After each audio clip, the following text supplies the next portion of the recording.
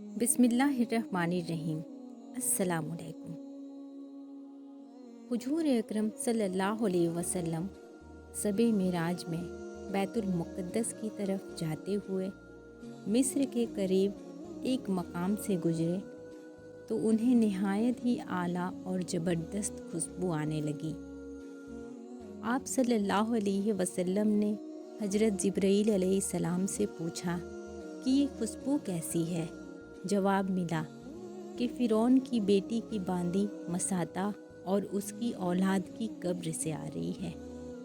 फिर हज़रत जिब्राईल अलैहिस्सलाम ने उसका किस्सा बयान किया। मसाता फ़िरौन की बेटी की खादिमा थी और वह खुफिया तौर पर इस्लाम ला चुकी थी। एक दिन फ़िरौन की लड़की को कंघी करते हुए उसके हाथ से इत्तफ़ाक़न कंघी गिर पड़ी। वह उठाने लगी तो उसकी ज़बान से बेसाख्ता बिस्मिल्लाह निकल गया। उस पर शहजादी ने कहा कि तूने आज अजीब कलमा बोला, रब तो मेरे बाप फ़िरौन ही है, तो फिर तुमने ये किसका नाम लिया है?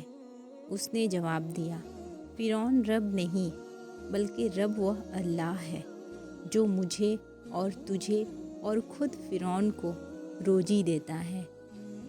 शहजादी ने कहा, अच्छा तू मेरे बाप के सिवा किसी और का अपना रब मानती है?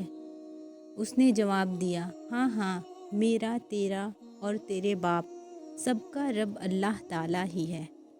शहजादी ने अपने बाप को कहलवाया।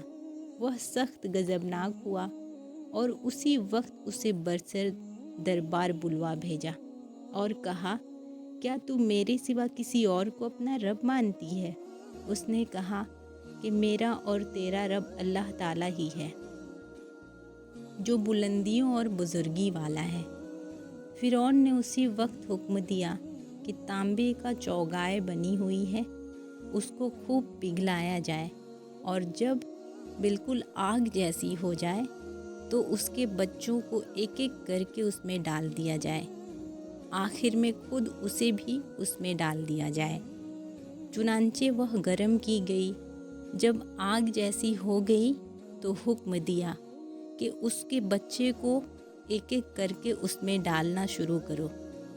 उसने कहा, बादशाह, एक दरख्वास्त मेरी मंजूर करो, वह ये कि मेरी और मेरे उन बच्चों की हड्डियां एक ही जगह डाल देना। उसने कहा, अच्छा, तेरे कुछ हुकूक हमारे ज़िम्मे हैं, इसलिए ये मंजूर है। उसकी दोनों बच्चों को उसके आँखों के सामने उसमें डाल दी गई और वह फ़ौरन जलकर राख हो गए। फिर सबसे छोटे की बारी आई जो माँ की छाती से लगा हुआ दूध पी रहा था। फ़िरौन के सिपाहियों ने उसे घसीटा तो उस नेक बंदी की आँखों तले अंधेरा छा गया।